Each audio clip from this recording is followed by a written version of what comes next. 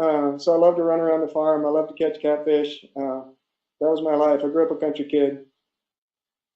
So leave this slide up, Mark, but because I'm going to now take you forward, and I don't know whether it's what we see on the slide, but how about today? So now you don't have to be the leader of a community today. You don't have to be with your kids if you don't want to be, although they maybe would be what you'd be doing. It's a beautiful afternoon and you got 2 or 3 hours. You just get to do stuff for Alexis. What would we find you doing?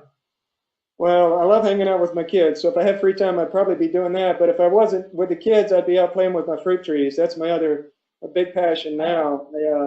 I teach propagation classes. Part of the project of Living Energy Farm is sustainable agriculture, which for me means growing food on trees. And my wife works a lot with the growing seeds and vegetables, but I love fruit trees. And we grow a lot of naturally resilient trees that grow without chemicals.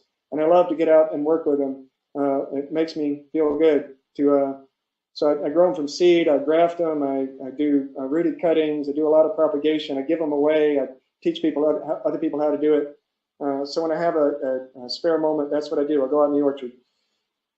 So I'm going to ask a question away from my lightning round because it relates to this picture and actually several of them we've seen.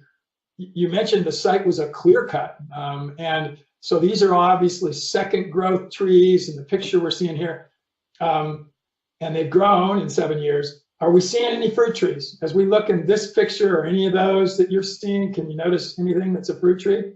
Yes, what you're seeing actually, it's all mixed together, so it's a little hard to tell with just a photo, but there's some quinces and cherries actually behind that bicycle. And the people on that bicycle, that's another family that lived with us. They actually left, but now we got another family came in. But in any case, you get an idea of how we move kids around. Quinces and cherries are actually a bad example of what I was saying about resilient trees. They're not particularly resilient in our climate, but I love to grow them anyway. That's corn there. That's a corn tremendously drought resistant, wonderful corn. We'll come back to that. All right, now here's the next one. Tell us about somebody other than your parents that had a big influence on your life before you were, let's say, 20.